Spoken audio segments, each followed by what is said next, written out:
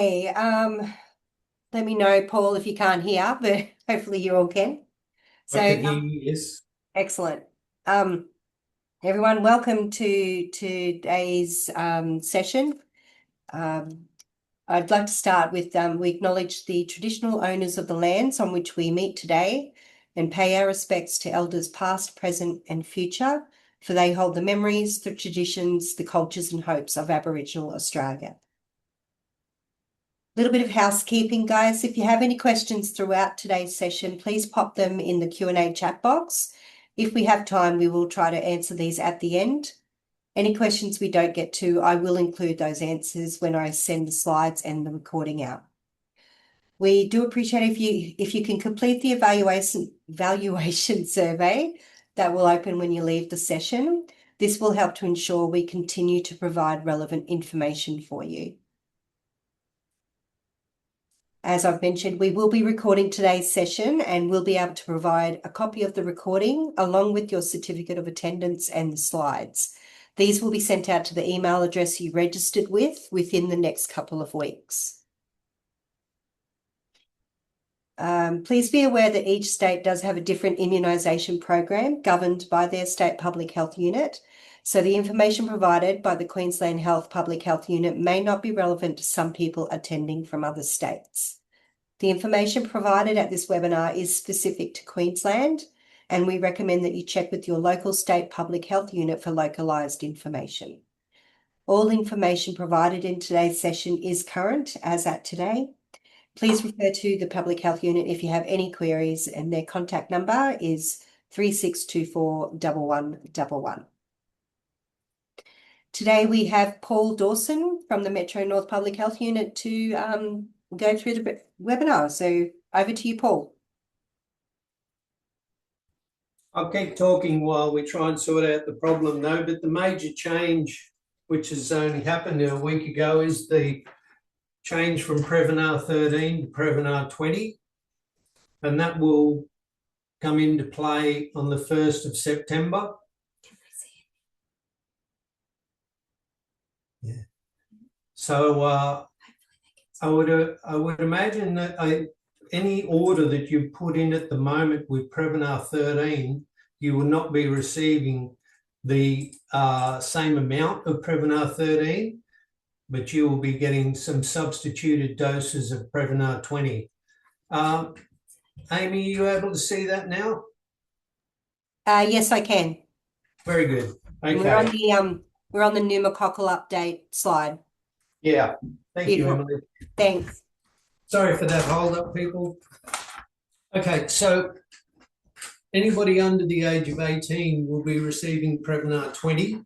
Prevnar 13 and Pneumovax 23 are only for use for above 18 years.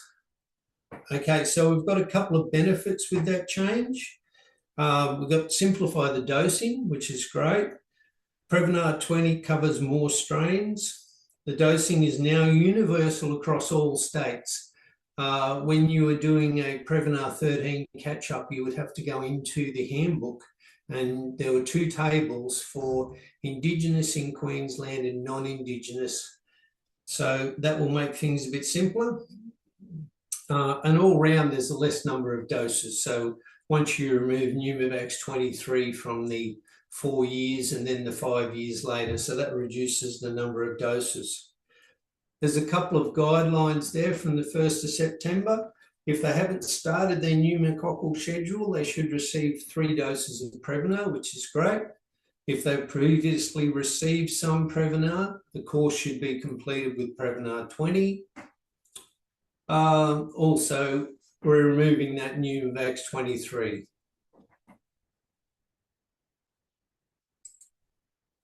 Okay, so this is a table. This can be found on the Queensland Health Immunisation website.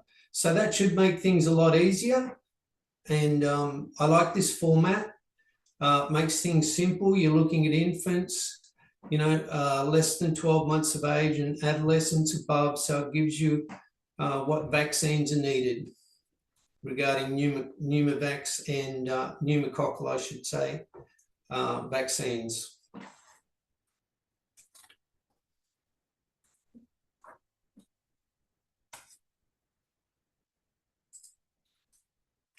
Okay, so from the frequently asked questions that were sent through to Amy, we've got 4 topics there. Stem cell transplant, Bexsero, template for catch-up, and a list of government-funded vaccines for medical at risk. So we'll begin with stem cell transplant. Now, all patients that have had a stem cell transplant will be managed by a specialist. Now, I say this because frequently we get questions from the practice asking whether they can give certain vaccines or something doesn't seem quite right with the post-vaccine treatment of the patient. I think the best situation, if it's not understood clearly, is for the practice to actually get in contact with the specialist. I mean, the specialist has their way of doing things, and the term specialist applies. So we can advise on what's in the book and support what's in the book or provide advice around funding, but the best person to consult in those regards is the specialist. So with vaccines post-stem cell transplant, they should have their, pre-stem cell transplant is they should have the vaccination checked. And as it states there, live vaccines routinely contraindicated unless they're given 4 weeks prior. And that's usually manageable because the person that's requiring this treatment is has been ill for quite some time. They can receive routine vaccines where possible. All non-live are up to 2 weeks. Sorry, I just popped ahead for a moment. Basically, they're in a situation where they haven't been vaccinated before. They require revaccination.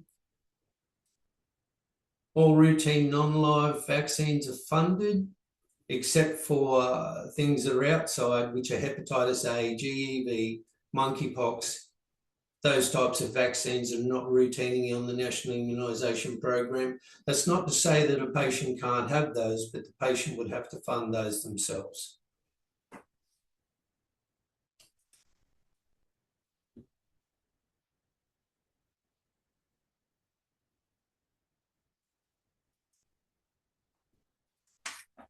Okay, is Bexsero compulsory? No, Bexsero is not compulsory because it's on a state immunisation program. We certainly recommend it, and we, push for the parent to have the child vaccinated with Bexsero for obvious reasons, but it does not come into effect regarding childcare or tax exemption payments. Again, it's not compulsory for Year 10 students as well. They can certainly make the choice regarding that, and up to the age of 20 years.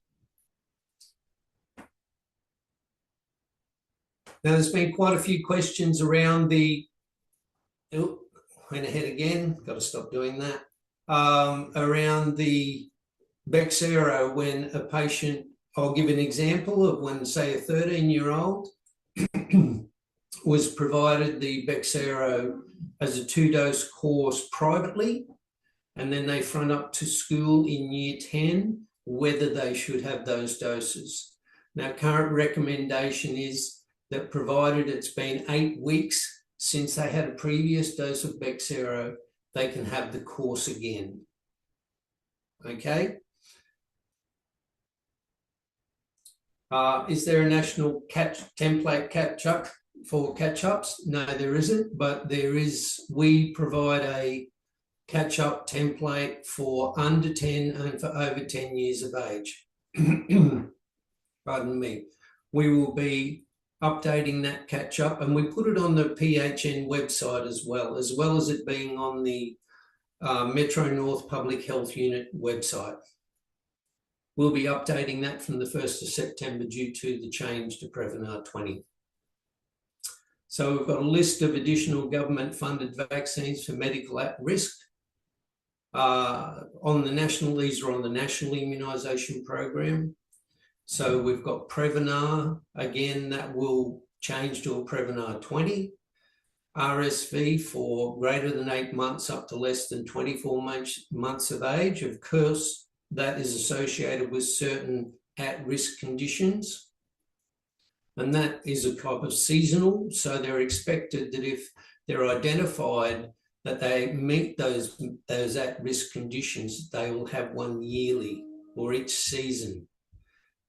Hepatitis B, extra dose of that at if the child is less than 2,000 grams or less than 32 weeks gestation, and that is at 12 months of age. And a side point here, if you notice somebody that met that criteria and they are now 24 months of age or even older, please give them that hepatitis B that they should have had at 12 months as a catch-up. Pneumo 23 at 4 years. For preterm, less than 28 weeks. Well, of course, that'll be changing on the 1st of September. Prevnar, when there's a diagnosis followed by 2 pneumo 23, again changing. Meningococcal ACWY, repeat every 5 years, and meningococcal B by 2 as per schedule.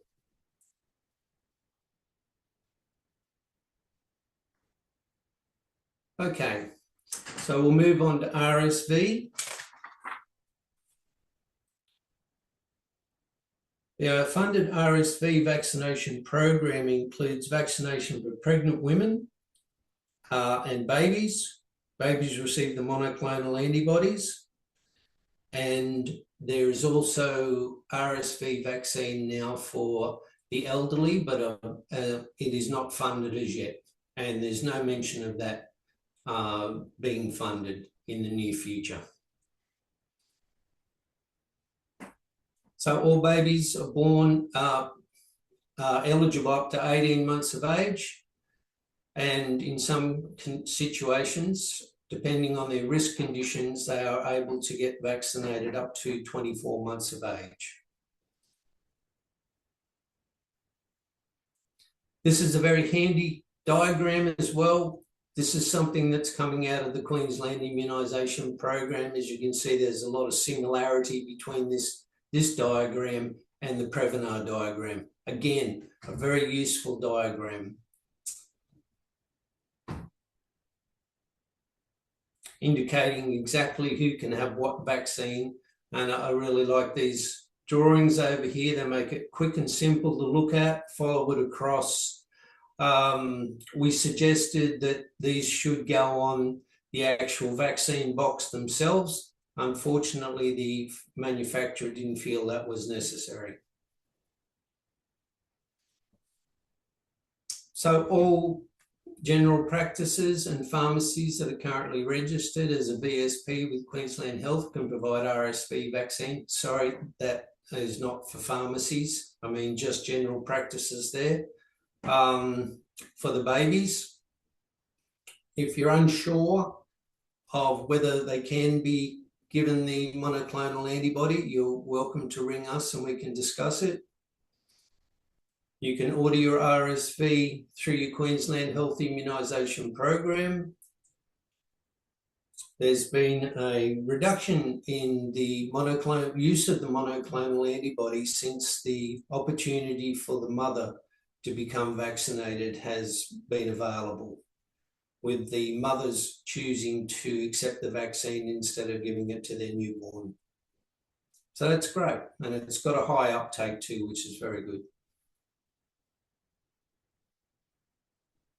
So of course it's funded right across Australia for pregnant women in between the weeks of 28 to 36. But as long as it is actually given before, well, up to 38 weeks. I mean, most gestations 40 weeks. So the idea is that it would be best to be given at least 2 weeks before the baby's born, so as the mother has the opportunity to develop the immunity, and also that immunity is passed on to the baby. So in some cases, of course, that's not going to happen, and it's unavoidable. So we have an algorithm here as to provide advice around what should be done if the mother is vaccinated within less than 2 weeks before delivery. And you see we have the yes and no component there. And it follows down there for the yes if the baby is preterm, hemodynamically significant, pardon me, congenital heart disease, various other conditions there where the child may actually need it or not need it, one of the two. But that's fairly clear there in regards.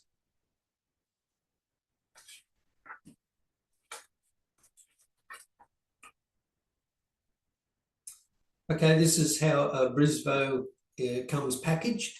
I'd say most people would have already had some exposure to this. I personally haven't, but it looks like it's relatively straightforward, with just a little bit of difference between putting the cap on and making sure you're actually swirling the after you put the diluent in with the vial, just swirling, no shaking.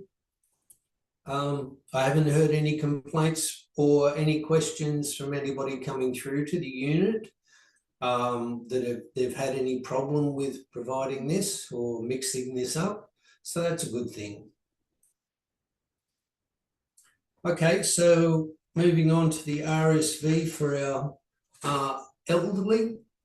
At the moment, as I said, there's no funding available there. Sorry, I'll retract that. There is some funding available in Victoria. Victoria have chosen to vaccinate greater than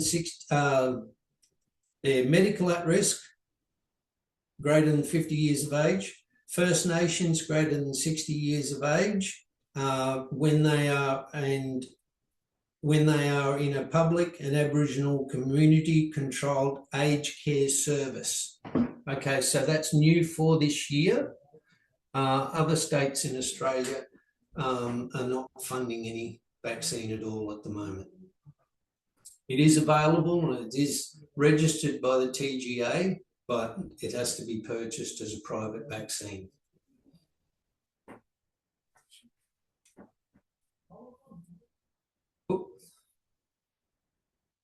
Okay, so we're going to move on to catch-up vaccination. Quick guide to catch-up. It's a very important skill to have. We get lots of calls, and that seems to be only increasing due to the number of children we're receiving into the Metro North area from overseas. It makes things very complex when you get a immunisation history that's not in English. Sometimes you will get abbreviations attached to the actual history. Sometimes you don't.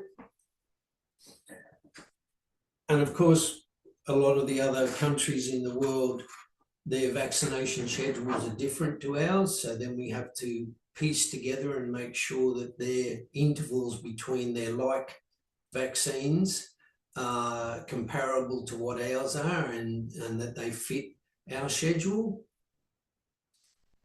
A couple of things: there's no need to wait 4 weeks between a live vaccine and an inactivated vaccine. So basically, if the mother decided or the parent decided that, hey, they don't want to have the MMR at 12 months with the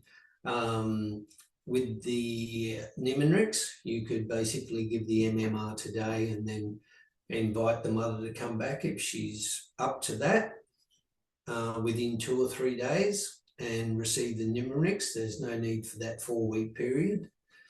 However, if you're looking at live vaccines, you need to either be given on the same day or at least 4 weeks apart. When you're looking at an immunisation history, it needs to meet certain criteria. It needs to be on a form of letterhead. It needs to have clear identification of the vaccine, the date that it was given. and preferably a signature as well. I know sometimes all those criteria aren't met, but provided they are on a government document or a recognisable document from a practice, that's good. So we can accept that. Of course, if a parent comes in and they do not have an immunisation history of any sort, no proof of vaccination, we vaccinate again. Okay, so I urge to give the parent every opportunity to see whether they can access an immunisation history from their home country before we start to go down the road of vaccination, because as you know, we have a lot of vaccines on our schedule and that can be quite a traumatic experience for all involved. With a catch-up, as a child gets older, the recommended number of the vaccine doses can change, such as in ACT, HIB and Prevnar. Some vaccines don't require catch-up at all, such as the rotavirus, which is very age-specific. For incomplete or overused vaccines, always build on what the child has already had. Okay, so in no cases do we actually start the course again. Now, I'll just highlight here, there's been a lot of questions around Shingrix regarding that, because Shingrix has a time period next to it of 2 to 6 months. Now, I totally understand why people think that once it's over 6 months, the course needs to be restarted again. I don't know why 6 months was ever added. The only rationale I can think of is that if you have the second vaccine 2 to 6 months from the first vaccine, you have optimal immunity to shingles if you have it before that 6 months is up. Many questions I've fielded around, it's past the 6 month interval, do we need to start the course again? And that is a solid no. There is really no maximum interval to vaccinating, as you have T cells which have memory within your body, and once you give the vaccine again, you actually just re-stimulate their production. So the immune system has memory, in short. Okay, so this is our catch-up worksheet. It looks fairly complex, I'll admit, but once you start using it, you'll find that it's quite easy. It's set out there with when the hepatitis B is required, when the polio, Prevnar. Again, we'll change Prevnar 13 to Prevnar 20. Up the top, you can put your date and your patient name, date of birth, your age, and identify whether they have any medical risk factors there. Okay, and down the bottom, you have your area where you can actually put your schedule in. The back page of that document actually has all these helpful hints around the vaccine, okay? Such as with hepatitis B, if the birth dose is not given within 7 days, there's no catch-up of that dose. Also goes on to name the intervals, also anybody that may require an extra dose. Same thing, the specifics around polio. If the third dose is given at greater than 4 years of age, a fourth dose is not required.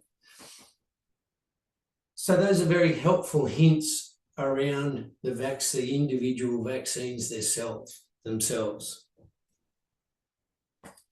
Now, we also have a worksheet for above 10 years of age as well. But anyway, we'll just move on to an exercise now. Okay, so on the left-hand side, we have the immunisation schedule. And on the right-hand side, we have the catch-up worksheet. Right.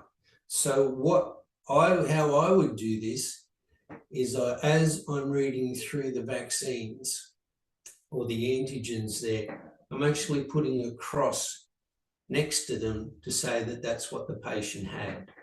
Okay, so crossing out that box on the worksheet. All right, so we've gone through and we've gone right down. We've got the 2, 4 and 6 months being given. Let's check the timing between them. We either need 2 months and 2 months or 1 month, but whatever we need, it needs to be at least a minimum interval of 1 month between the 2 and 4 months and a minimum interval of 2 months between the 4 months and 6 months, but a minimum interval of 4 months between the 2 and 6. So have we got those intervals correct? 3rd of May, 19th of July, yes, that's over 2 months. 19th of July to the 5th of October, yes, that's over 2 months as well, so that's great.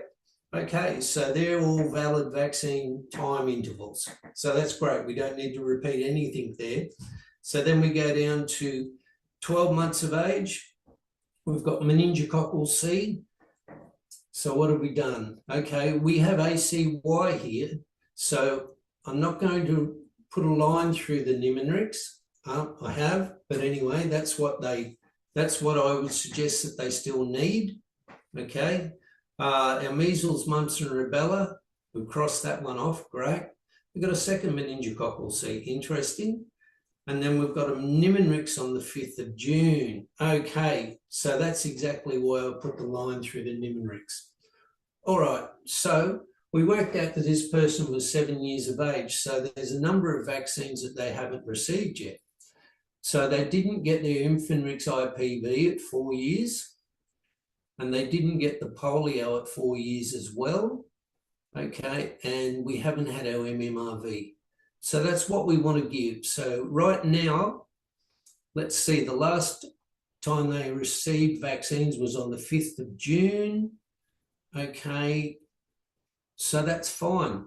We can give any vaccine after that. Immunisation IPV, which is the 4-year dose with the MMRV, and we want to advise the parent to have a flu vaccine and then have them come back 4 weeks later for the second flu vaccine. Okay, so that's how we work out our catch-up.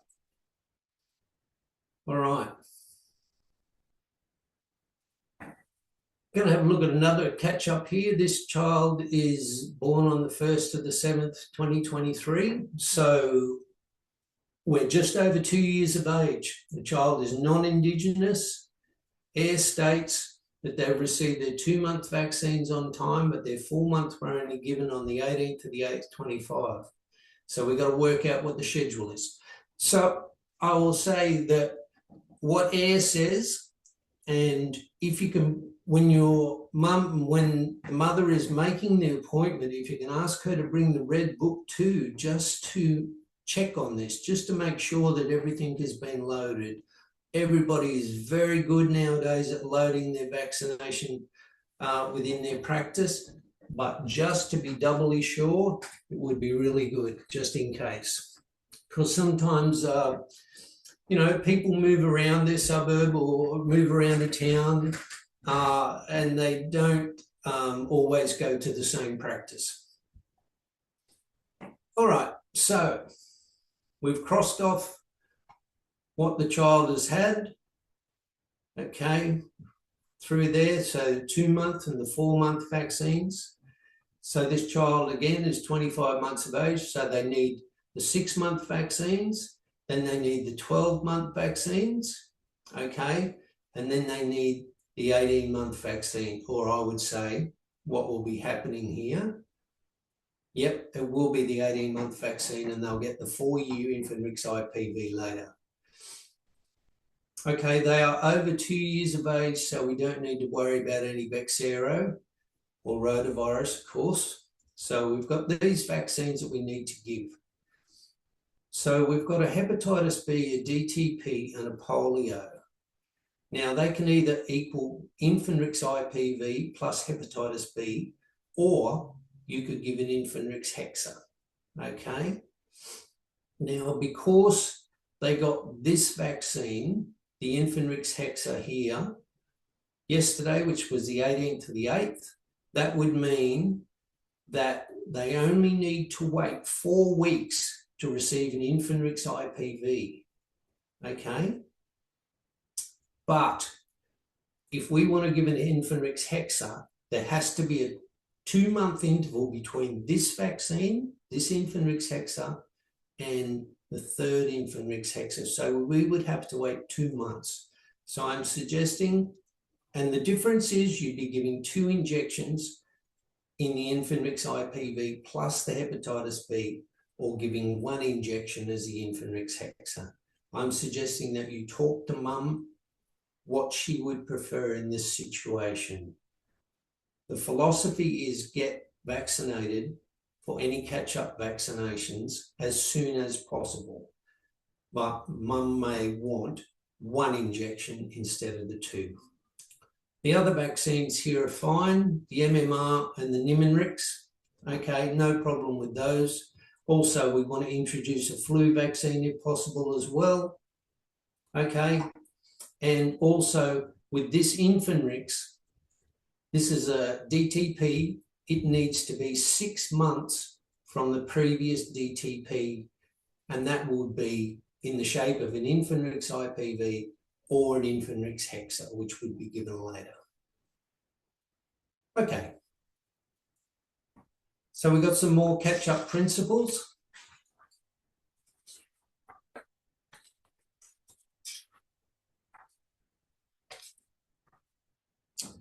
Okay, so as I mentioned before, do not start the course again. Minimum intervals, doses given too soon or incorrect interval are considered invalid. Another dose should be given at the correct interval from the previous valid dose. Exception is live vaccines. These should be given at 4 weeks from the invalid dose. All doses need to be recorded. I think everybody is fully aware of that. Also, please be very careful when you're putting the doses in that you're putting the correct dose number. Okay, otherwise air will not recognise that it's overdue if you have put the wrong number in. Previous infection is not a contraindication to vaccination. Okay, the only excluding factor there is Q fever, of course. It's more practical to offer vaccination and laboratory testing. However, there is a section in the new due and overdue rules where you can get a valid exemption if needed. But as far as children are concerned, I would be going for the vaccination. In some cases, adolescents, when they're coming from overseas or they're looking to move into university, they are required to provide serology, and sometimes that is accepted and sometimes the university will want proof of vaccination plus serology. As I mentioned, the catch-up worksheets are available from the Metro North Public Health Unit website or from the PHN. There is a catch-up calculator within the AIR.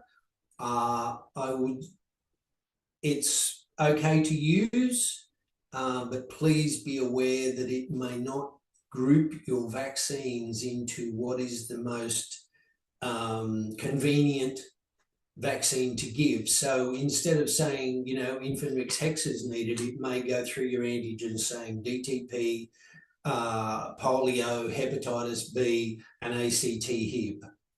Okay, so of course they do go together as a hexa, but it's not going to tell you to use that. So worth referring to, but please develop your own skills so as you can be critical of what the catch-up calculator is telling you. Okay, so please, where you can, give more than 1 vaccine at a visit. That means giving all the vaccines that the child needs. When the child leaves the practice, if they haven't received a vaccine, they are at risk. I know this is a difficult situation because at some stage they may need 5 vaccines at the same time. That's going to make everybody unhappy. But as I mentioned earlier, in some situations you you're not required to wait that 4 weeks between. You can bring them back 3 or 4 days later to complete that group of vaccines that should be given. Regarding Panadol, Panadol is quite acceptable. Regarding Bexsero, please give the Bexsero with the other vaccines at that age point for 2 and 4 months. There were quite a few practices that were deferring the Bexsero, and the problem with that is that the parent forgets to come back. So the Bexsero, the child is then susceptible to that disease, which is not good. When somebody is receiving multiple vaccines, give the most painful ones last, such as Prevnar and Infanrix. And the Bexsero and the 13 Prevnar can be administered in separate limbs if possible. Will be interesting to find out whether Prevnar 20 is painful as well, and we can rely on you guys that are actually delivering that vaccine into the practice to give us some feedback regarding that. So we get a lot of questions coming from the practices too, and from pharmacies about giving vaccines early. I've put a few examples there of where vaccines can be given early. There's basically a table in the immunisation handbook that states the earliest possible time that a vaccine can be given, and there's a note next to it to say whether that vaccine needs to be repeated at any time. So we encourage parents to get their children fully or optimally vaccinated before they go over to another country to protect the child. The main vaccine of interest in that regards is the MMR. And the MMR can be given from 6 months of age, and then it needs to be repeated at 12 months. The reason is that the child is too young to immunologically respond to that vaccine optimally. So, however, if they receive the vaccine after 11 months but before 12 months, it doesn't need to be repeated. So we're welcome to fund that vaccine that's given after 6 months of age, even though it needs to be repeated. But not the same is said about the meningococcal ACWY. If the parent wants the child to have that and it is before 11 months of age, the parent will need to fund that, and we will provide the funded dose at 12 months. I won't go through those other examples there. I'll let you read those at a later time. So we get this call frequently too around no Medicare card. With our recent increase in population from overseas, the Medicare card in some circumstances is not available. We are totally able to vaccinate children who have arrived into the country, and provided an overseas student is a reciprocal healthcare agreement, we're happy to vaccinate the students as well. That is the main situation for those age groups. They are the ones that receive the majority of vaccines. And again, if somebody, elderly person comes in and says they are waiting on their Medicare card to arrive, you are fine to vaccinate them as well.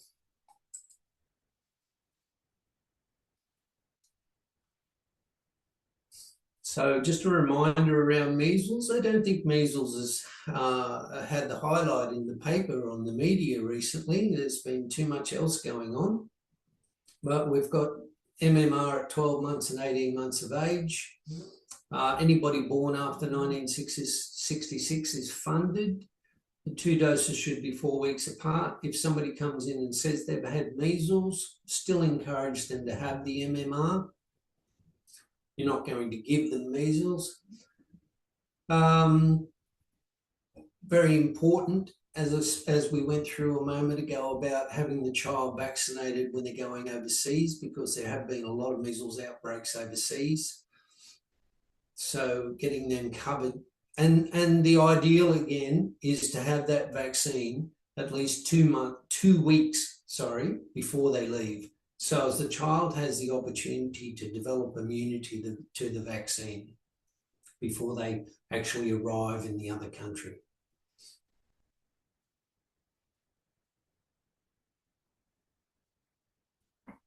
Okay, so just some reminders regarding when you are vaccinating, that you have the right person, the right vaccine, appropriate interval since a like vaccine. So when I say like vaccines, Infanrix IPV, Infanrix Hexa are all like vaccines, meaning they contain the same antigens, as opposed to live vaccines, which, as we know, either have to be given on the same day or at least 4 weeks apart.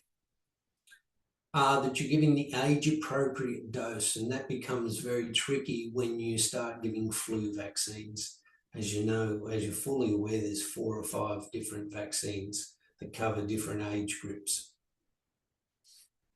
Opportunistic vaccination, we refer to that as when a parent brings a child in, the mother may be there for the appointment herself, and the doctor takes the opportunity to say, hey, when was your child last vaccinated?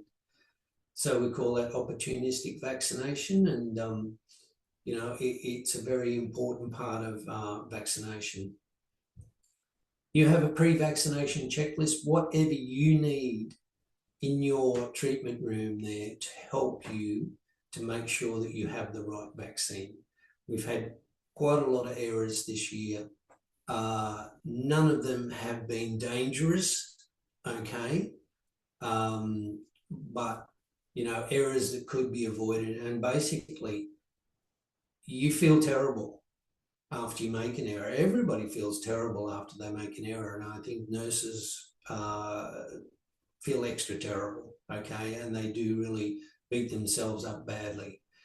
And but just remember that everybody makes mistakes, but, that's not an excuse. So I think the reason the errors have been occurring is because it is such a crowded schedule that we have at the moment. It is so complex, and people are in such a hurry to stay on, keep their head afloat, really, on what they're trying to do in their daily activities. I mean, some people have been skipping getting it checked, and that's resulted poorly. Some people have actually had it checked, and both people didn't recognise the situation.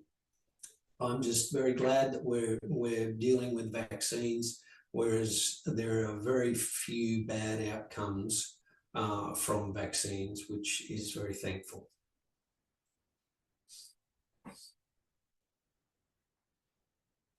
Okay, so there is a new national guidelines for yellow fever. If you're a yellow fever provider, you might like to take a look at those. Of news also is that there is a varicella shortage. You're probably aware of that. So the private market should be available from September 2025. At the moment, the priority is with the National Immunisation Program. So we've had a bit of an impact with that regarding the students, and where evidence of the vaccination or non-susceptibility against varicella is not available, and this information should be available in the coming weeks through the Clinical Placements website. You can get acceptable evidence to varicella that students can provide is from a record of vaccination, record of immunity, or a letter from the medical practitioner who has made a clinical diagnosis of varicella or herpes zoster. So that's important for those university students going on placement. Okay, I'll just give a plug for the online courses. If you're not aware of these courses that are via the Cunningham Centre, you can access them from the Queensland Health internet. Okay, very good courses, worthwhile doing, and you know, I'm sure once you've done them, you will learn something from it that will make you feel more confident in your role in the practice. So worthwhile doing on a 12-monthly basis. Okay, and there's a list of the references that I've used throughout this talk and for future follow-up if you need to. Thank you very much. As Amy said, if you are able to send any questions to her at this very moment, I'll try and answer them, but or she can email them to her and she will send them on to me, and then I will reply to her and she can send them out. Thank you. Thanks, Paul. We have had a couple of questions come through. The first one was from Stacey. Men B, why does the recommendation information differ from what is in the Australian Immunisation Handbook? It currently states a 15 to 19-year-old should receive a single dose of Men B if they have completed a full course earlier. It states that they can have a second dose not recommended but can receive if preferred. Yeah, Stacey, I'm going to have to check on that one. Okay, I know we had a lot of to and froing with the Queensland Immunisation Program about getting solid advice regarding that. And I think initially I think they've gone, you can have 2 doses simply because they didn't know how much time to say since they received their previous course. Okay, but if that question can come through to me, Amy, I will endeavour to answer that with more accuracy. Not a problem. Is that a fire alarm going in the background? Yeah, it's just a test. Oh, okay, cool. All right, no problems. So Georgia has also asked, what is more accurate, the catch-up worksheet or the catch-up calculator online? Look, I'd go for the catch-up worksheet. Okay, you can certainly, I think it's best if you can actually start to use that catch-up worksheet, okay, and get comfortable with it. All right. The catch-up calculator I would use as a reference point once you develop those skills and start using the catch-up worksheet. If you wanted to check, if you didn't have another nurse in your practice that you could bounce that catch-up worksheet off, then you can start to look at the calculator and go, oh, the calculator said this, but that's not right. They've already had that. Okay, as with the calculator, you've got to upload everything as well. Okay, and if you make an error when you're putting that information in there, it won't give you the correct answer. But I would prefer to see people using the catch-up worksheet. I'm happy to go through it with you too at some stage with, no problem. Excellent. Thanks, Paul.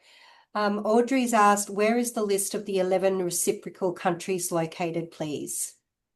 Good question. I'll have to find that one too. Audrey? Okay, I'll include those answers in when I send out the slides and recording, guys. Amanda has asked a couple of questions. First one, the catch up, why do we exclude Men B for the 25-month-old?